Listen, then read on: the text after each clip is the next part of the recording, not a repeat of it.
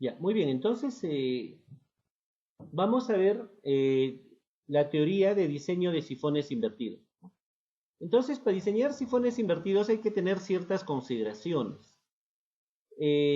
Bueno, acá en la parte de abajo, nosotros vamos a tener una vista en perfil de un sifón invertido.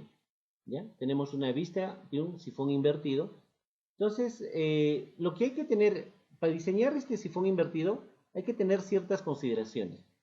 Y las vamos a ver acá. A ver, vamos a ver. El caso uno dice, si el tirante YN, es tirante normal de ingreso, es igual al tirante de salida, ¿qué significa esto? Que si este tirante, acá logran ver, acá, si este tirante que está acá, perdón, este tirante del ingreso es igual al tirante de la salida, que está acá, o sea, para que esto ocurra, ¿qué cosa? La pendiente, el ancho de solera, el talud, ¿no? Todo eso debe ser igual, inclusive la rugosidad debe ser igual al canal de salida. Entonces, para que, si esto es igual, entonces esta pendiente va a ser igual a esta pendiente que está acá. En ese caso, lo que hay que controlar, que es la diferencia de cotas de fondo, debe ser mayor a la pérdida por fricción más las pérdidas locales, ¿no? Las pérdidas de energía locales, ¿ya? O sea, ¿cuál sería la diferencia de cotas? Obviamente, esta cota que estoy marcando acá, de fondo, esta cota menos esta cota, estas cotas deben ser, ¿qué cosa? Mayores a qué? A las pérdidas de energía por fricción más las pérdidas de energía locales. Suficiente eso, ¿no? Pero ¿qué sucede? Puede ser que el caso 2, acá tenemos el caso 2, a ver, vamos a ver con un colorcito verde. Ajá, acá, el caso 2 es que el tirante de ingreso sea diferente al tirante de salida, ¿no? Por X consideraciones. Entonces, ¿qué pasa? Que la diferencia de niveles de energía, o sea, ya no diferencia de cotas, sino de diferencias de energía, debe ser mayor a la pérdida de energía por fricción más la sumatoria de pérdidas de energía local. O sea, ¿y a qué es igual diferencia de nivel de energía? Este es, ¿no? Si ustedes se acuerdan, esta es la ecuación de Bernoulli. Acá tenemos en el ingreso, entonces la velocidad 1 al cuadrado sobre 2 gravedad más el tirante normal en el ingreso más el z en ingreso. O sea, ¿esto qué sería? Esto pues sería todo esto, miren. Esa partecita sería todo esto. Ah, chispas, con verde lo estoy haciendo. A ver, vamos a cambiar de color para... Acá justo era verde. A ver, con azul. Vamos a ver. Todo esto, jóvenes, todo esto es la energía en esta parte, ¿no? Que representaría esto. Menos la energía que está acá. De igual manera, tenemos el Z en la salida, el tirante en la salida, la velocidad, ¿no? En la salida tendríamos, esto sería esta parte,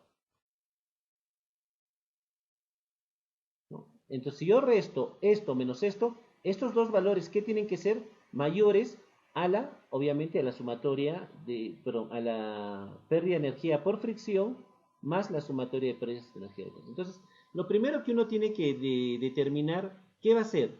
Va a ser determinar los tirantes, pues, ¿no? Determinar los tirantes de acercamiento, o sea, del canal que se acerca, cómo está el tirante, y de igual del canal de la salida, cómo está el tirante. Si ambos tirantes son iguales, entonces lo único que yo tengo que controlar, como les he dicho, ¿qué cosa es? Diferencia de cotas de fondo, ¿no? Que estas diferencias de cota fondo sean mayores a las pérdidas de energía por fricción y las pérdidas de energía local. ¿Ya? Entonces, para para determinar ambos casos, ¿no? Caso uno y caso 2. ¿Ya? ¿Qué más? ¿Qué más necesitamos, jóvenes? A ver, voy a borrar algunas cosas que pusimos acá para poder esté más limpios, ¿ya? Eh, Luego, consideraciones para el diseño. Entonces, miren, acá vamos a trabajar, estoy acá escribiendo por paso. El primer paso dice, vamos a determinar el tirante normal, el espejo de agua, la energía específica y la velocidad de los canales de acercamiento.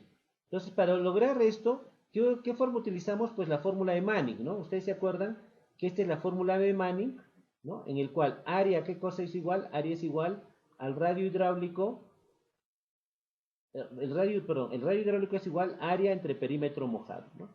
Acá tenemos el área también que lo habíamos visto ya en la unidad anterior, ¿no? El área, el perímetro, eso está en la teoría de diseño de canales. Pero yo ya acá estoy haciendo una fórmula general, fíjense, acá estoy poniendo una fórmula general en los cuales vamos a ver, por este caudal va a ser un dato conocido, la rugosidad también va a ser un dato conocido, el B va a ser un dato, el ancho de soledad es un dato conocido y el tirante es el dato desconocido, ¿no? Este es el tirante. El talud también es un dato conocido, ¿ya? Y acá está el ancho, el tirante y la pendiente de acercamiento también es un dato conocido. Con estos datos, ¿qué voy a determinar? Pues justamente mi tirante normal, ¿no?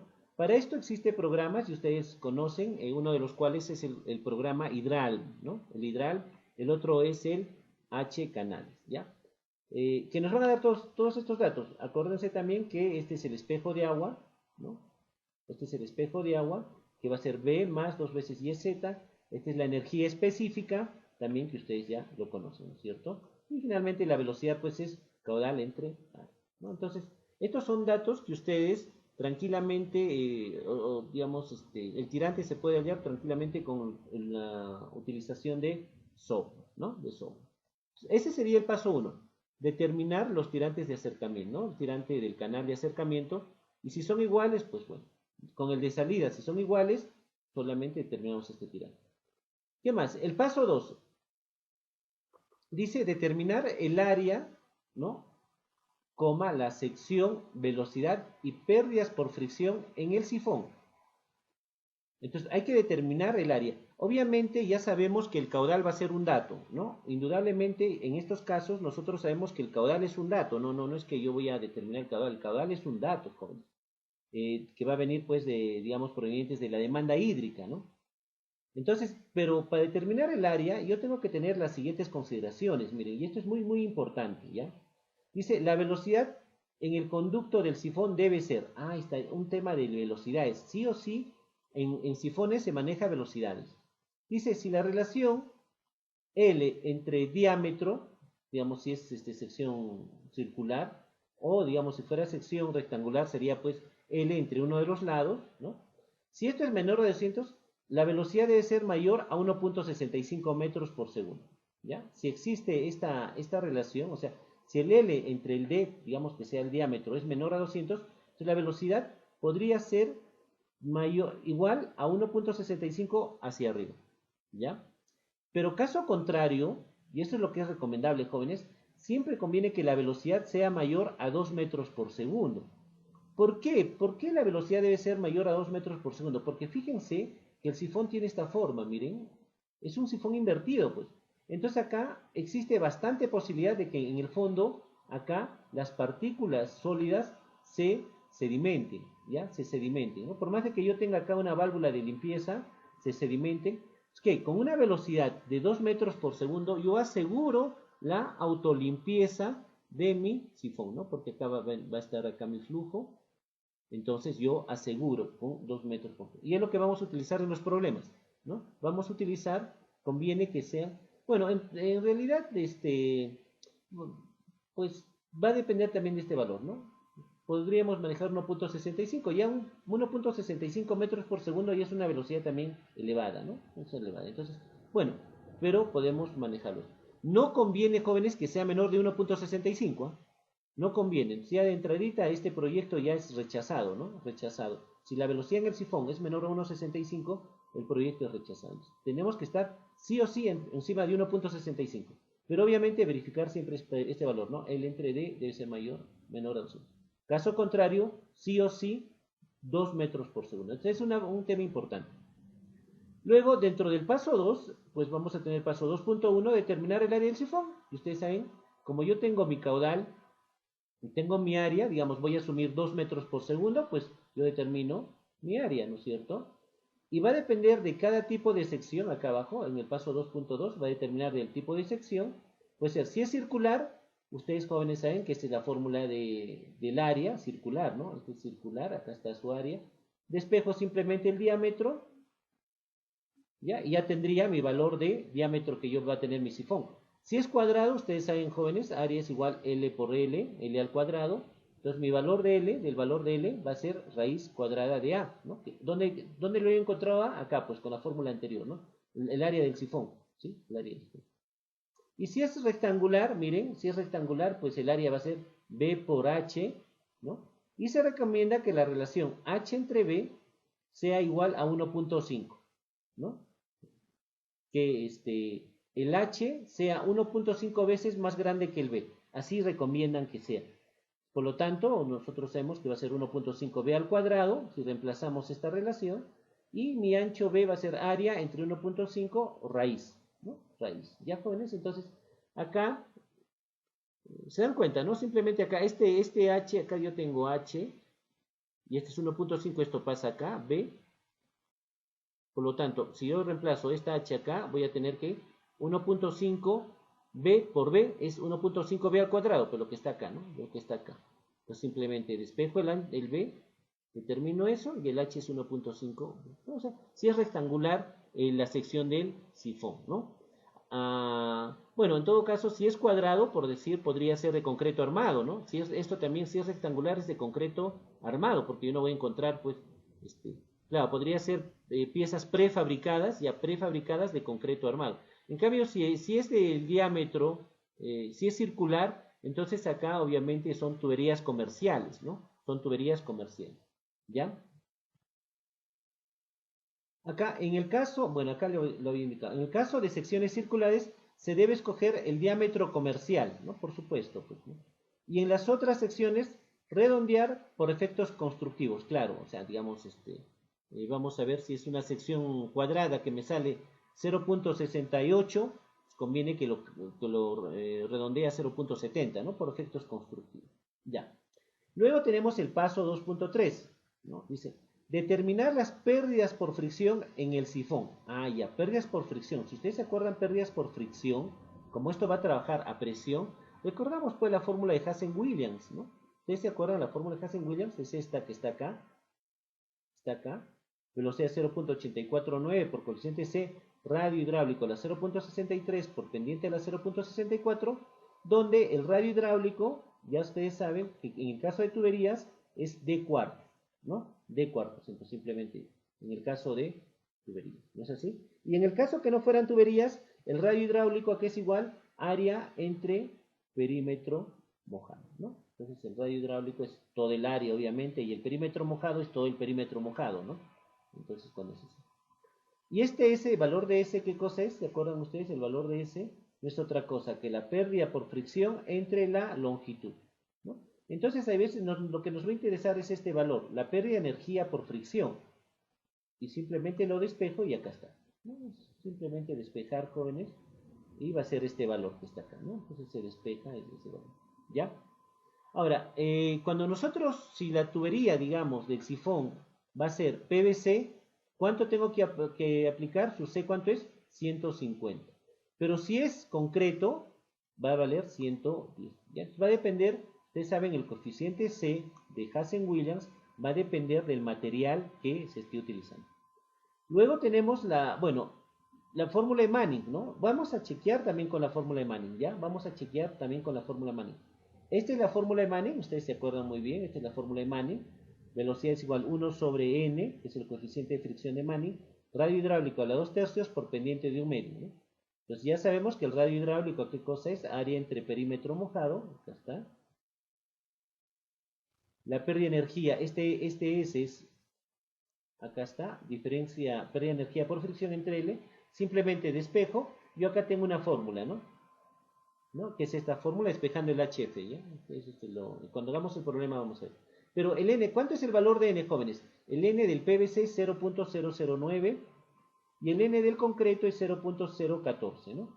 Si en caso fuera PVC o concreto. Entonces, ¿qué voy a hacer? Lo que recomiendan acá que yo utilice tanto la fórmula de Hazen-Williams, ¿ya? Como la fórmula de Manning, ¿no?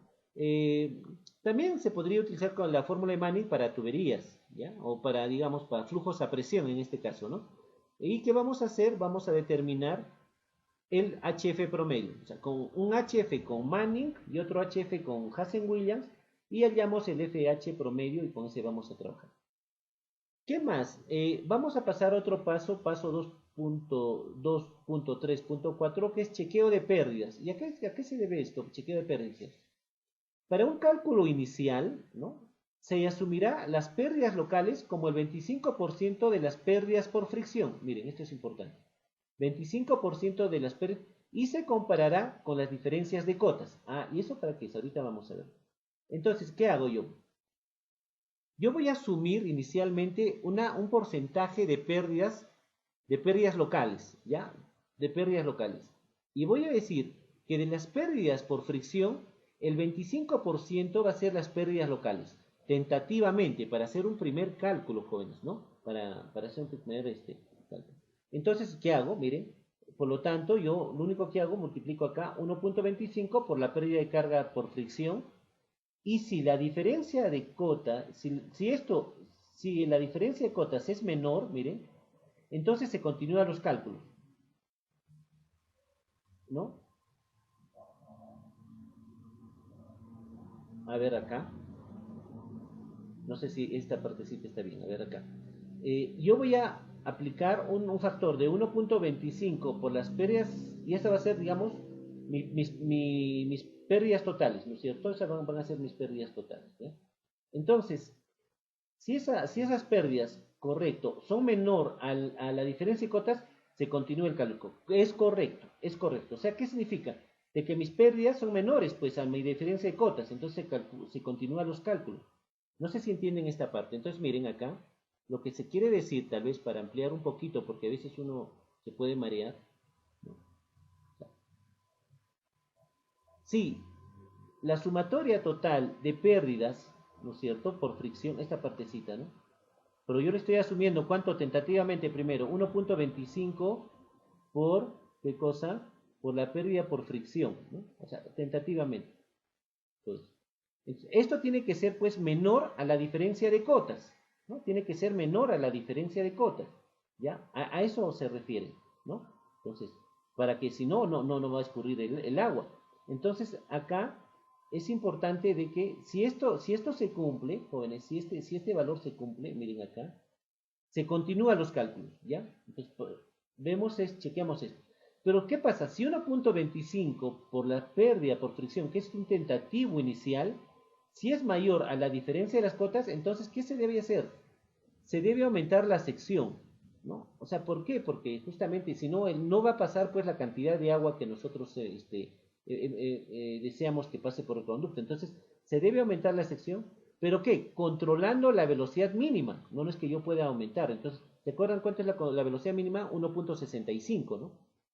O si no, aumentar la diferencia de las cotas. Claro, la otra solución sería aumentar la diferencia de las cotas. O sea, ¿qué significa eso? Bajar la cota final, ¿no? Acá estoy viendo esta cota que está acá, la tendría que bajar más abajo para justamente yo tener una carga, ¿no? Una diferencia de cotas mayores a las pérdidas de energía, tanto por fricción como pérdidas locales, ¿no? Inicialmente había asumido 1.25 de las pérdidas por fricción, ¿ya? Ok, jóvenes. Entonces, miren esto. Tenemos que determinar como primer cálculo, ¿no? Como un pequeño cálculo, un chequeo de pérdidas, ¿ya? Luego, el paso 3, ¿qué cosa es el paso 3? Determinar la longitud de transición, ¿no? Ingreso y salida, idem, es la misma fórmula. Entonces, ¿cómo yo determino la longitud de transición? Miren, acá lo podemos ver, acá hay bueno, vista en planta, acá hay una sección trapezoidal, ¿no? Ahí hay su ancho de solera que está acá abajo, acá arriba está el nivel del agua, ¿no? El nivel del agua, y obviamente más arribita está acá ya el nivel superior del canal. Entonces, yo tengo acá, al nivel del agua, este es el pelo de agua, ¿no? La letra T. Y vamos a trasladarnos, ¿qué cosa? A un canal de sección rectangular. Entonces, que tendríamos acá una T minúscula, ¿no? O sea, su pelo de agua es una T minúscula. ¿Y qué sería? Esa longitud que yo necesito sería longitud de transición. O sea, la longitud para pasar de una sección trapezoidal a una sección rectangular se le llama longitud de transición. También puede ser el caso de pasar de una sección rectangular a una sección circular, ¿no? Acá tenemos un diámetro, acá tenemos una... Entonces, puede ser esos dos casos, ¿no? Entonces, ¿cómo se calcula, jóvenes? Miren, la longitud de transición es una fórmula bastante simple, que es esta que está acá. Dice, el espejo de agua más grande, que sería en el canal trapezoidal, menos el espejo de agua del canal rectangular entre 2 por tangente de 22.5. Este es el valorcito, ¿no? De 22.5 gramos. Entonces, esto sería. Pero si fuera rectangular a circular, entonces la longitud de transición sería 1.5 veces el diámetro, ¿no? Este diámetro 1.5 veces. Entonces, con eso hemos determinado la longitud de transición, ¿no? Que era uno de los objetivos de esta unidad, ¿ya? ¿Qué más? Ahora pasamos al paso 4. Determinar la sumergencia. O sea, ¿qué pasa? Como este es un sifón, siempre tiene que trabajar pues sumergido, ¿no? No puede ingresar aire. A esa altura, a ver, no sé si lo logran ver, dice, determinamos la sumergencia en el ingreso y salida del sifón. O sea, ¿dónde hay que determinar la sumergencia? Tanto al ingreso como a la salida del sifón, ¿no? Entonces, acá vamos a ver lo que es el ingreso. Si ustedes pueden ver, de izquierda a derecha, acá que yo tengo mi tirante normal, ¿se acuerdan? Este es mi canal, ¿cierto? Este es mi canal. Acá yo voy a ligar una cota, esa es la cota de fondo del canal, ¿no? De fondo del canal. Entonces, ¿qué voy a tener? Voy a tener, digamos, acá, este es de diámetro, podría ser diámetro, o en todo caso la altura de, si es sección rectangular, pues podría ser el lado L, ¿no es cierto? Lado L. Entonces, ¿qué pasa?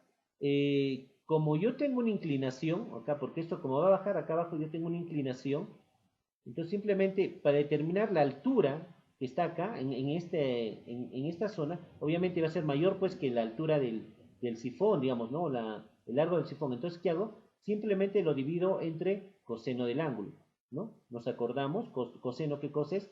Cateto adyacente sobre hipotenusa, ¿no? Este sería el hipotenusa. Pues si vemos esto, sería el h, pues, ¿no? Pues fíjense, este h de acá lo tengo que determinar con esta formulita, h. Y este es pues más grande, obviamente, más grande que el diámetro, digamos, si fuera diámetro, si este fuera de sección circular, entonces este es más alto. Yo tengo este h. ¿Y qué sucede? Como les digo, yo siempre tengo que tener este ingreso siempre tiene que estar ahogado, o sea, tiene que tener sumergencia, porque si no habría sumergencia, por aquí ingresaría aire, y eso es lo que no se quiere. Entonces, este valor de S hay que calcularlo, ¿ya? Entonces, este S sería, a ver, y acá, ¿cómo es la fórmula? Miren, acá está la fórmula, que está acá. Esta es la fórmula.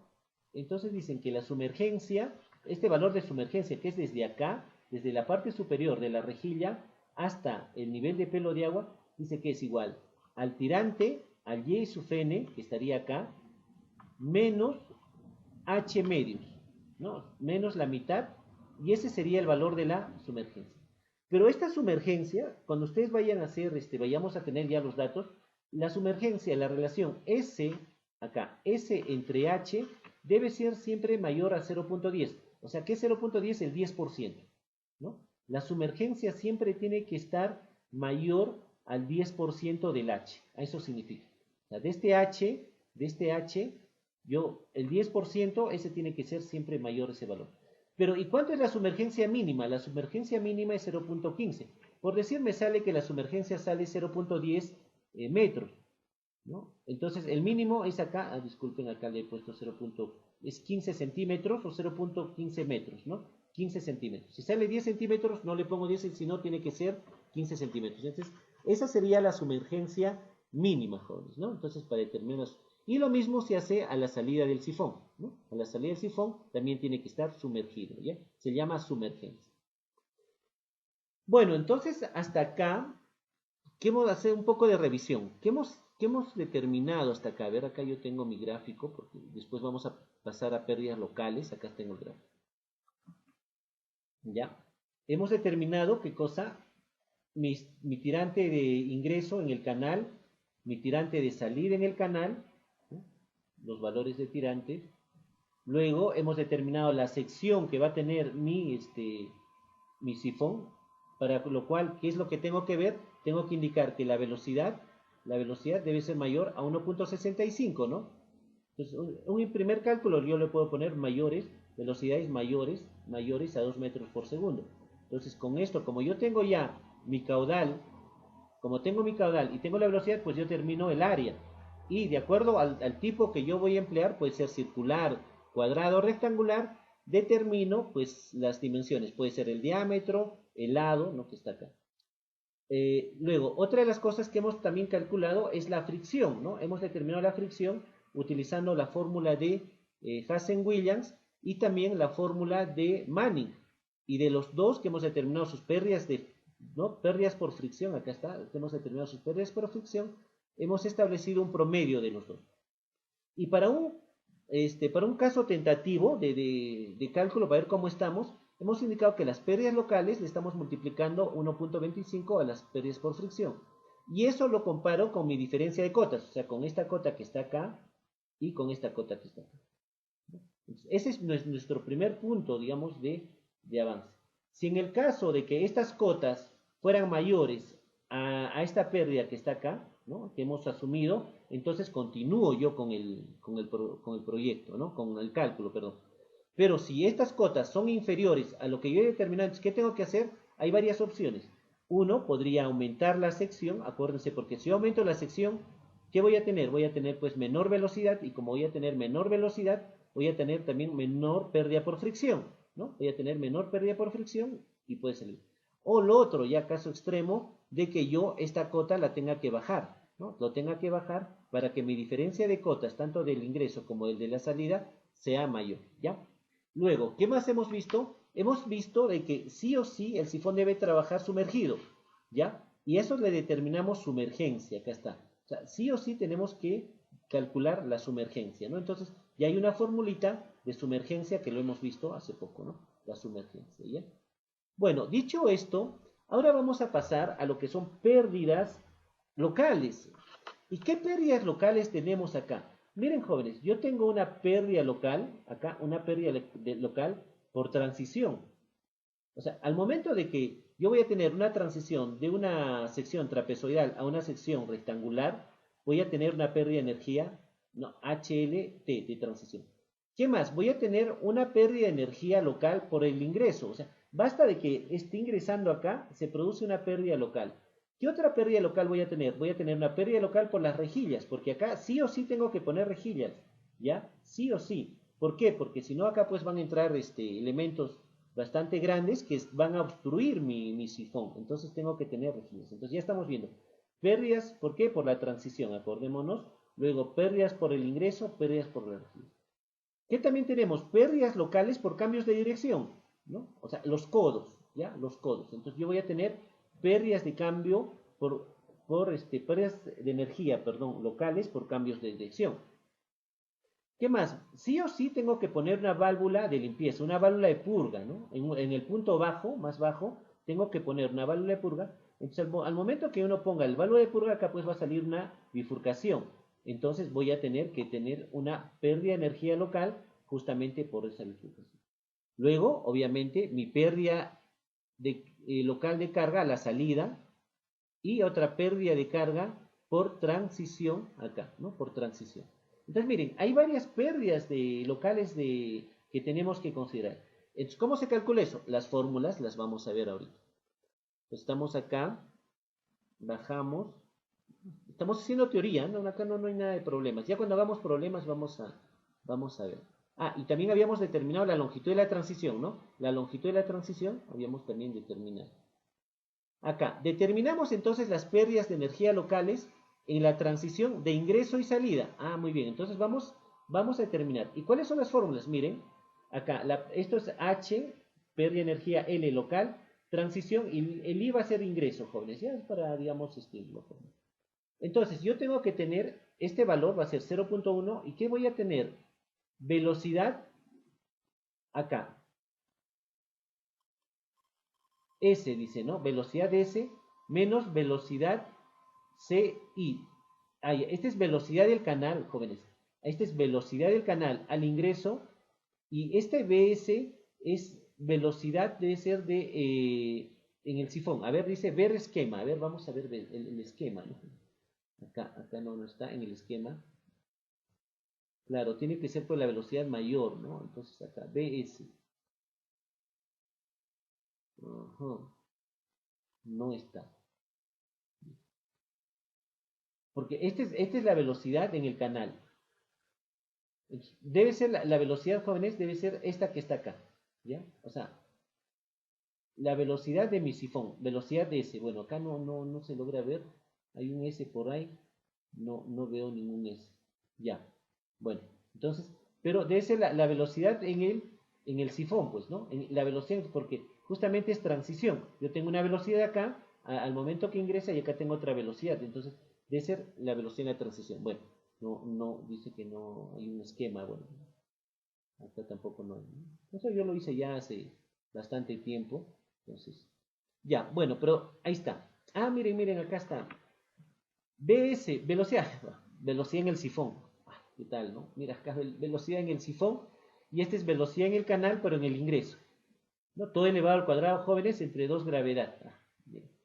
Y acá, esta es velocidad, pérdida de energía, ¿no es cierto?, local en la transición de salida. Es lo mismo, nada más que yo tengo que tener la velocidad en el sifón menos la velocidad en el canal en la salida, ¿no?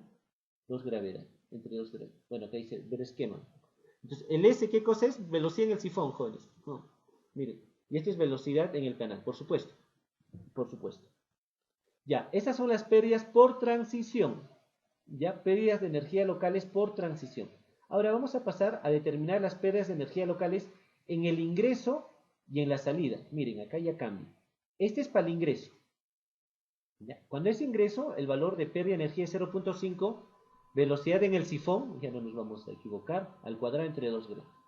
Y en la salida, más bien si es 1, así está, es 1, por la velocidad de la salida al cuadrado entre 2 gravedades. Entonces, esta es la velocidad del sifón, pues, ¿eh? Velocidad del sifón. Y ya está, y determinamos las pérdidas de energía donde en el ingreso y en la salida. Luego, las pérdidas de energía locales por rejillas, ya la cosa es más complicada. Entonces acá el HLE, ¿no? Estas pérdidas locales por rejillas, va a depender de un valor de B. ¿Y qué es este valor de B? Este valor va a depender del tipo de las rejas. Como son las rejillas, si va a tener este tipo de rejas, digamos, rectangulares, va a ser 2.4, ¿no? Si va a tener, o sea, diferentes tipos de rejillas, cada uno con su... Bueno, acá el que más se emplea, pues, es esta que está acá, ¿no? Que es un acero circular. ¿Cuánto va a valer su B? 1.8, ¿no? Entonces acá dependiendo de cómo son las formas de las rejillas, vamos a tener, ¿no? Entonces, ¿qué más? Acá está, el T. ¿Qué cosa es el T, jóvenes? El T es, miren, este valor, el espesor de la rejilla. No sé si logran verlo acá. ¿Sí? El espesor de la rejilla, ¿no? El T sería el espesor de la rejilla. Acá dice, ¿no? Acá, espesor de la rejilla. Bueno, vamos a ver.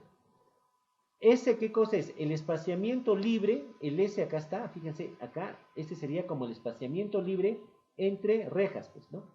Ajá, acá está. Separación libre entre barrotes. Acá lo hemos puesto barrotes o rejas, pues es lo mismo. Luego, acá tenemos una velocidad en las rejillas.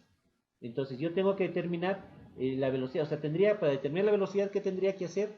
Tendría que hallar mi área neta, ¿no? Descontando las rejillas. Y con esa área neta, pues yo determino caudal entre el área neta y esa va a ser la velocidad de aproximación. ¿Qué dice? Velocidad de aproximación en las rejillas, ¿no? Velocidad de aproximación en las rejillas, esto se va a calcular pues con el área neta, ¿no? Con el área neta, ¿sí? O sea, descontando el área total menos el área de las rejillas, ¿no? Eso como aclaración, ¿ya? Este seno del ángulo es en caso la rejilla tendría alguna inclinación, ¿no?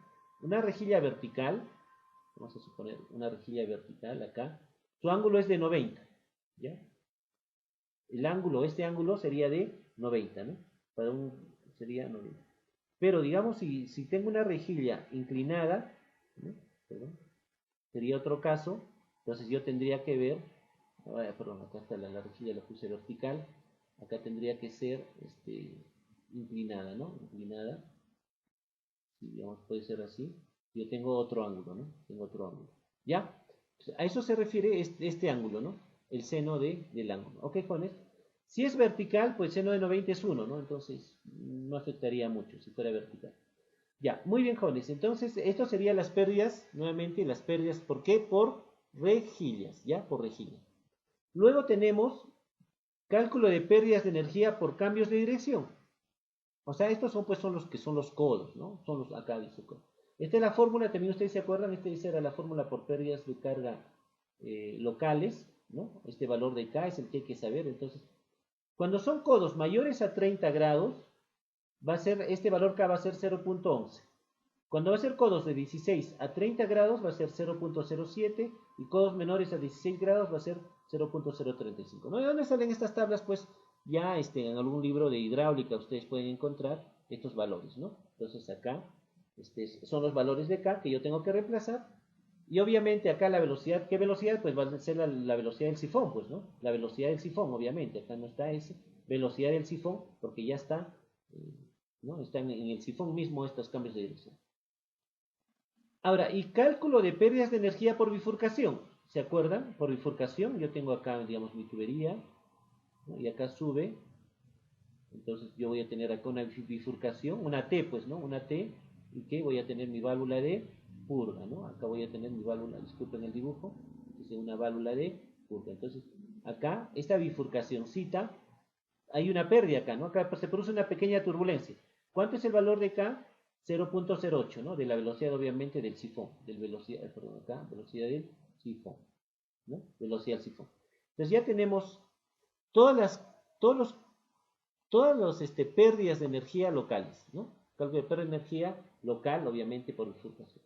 Entonces, ¿qué tenemos que hacer? Pues lo que tenemos que hacer es sumar, ¿no? Como yo ya tengo mis pérdidas de carga por fricción más las pérdidas de energía locales, yo las sumo y teniendo el caso 1, ¿se acuerdan? Nuevamente regresamos al caso 1, ¿no?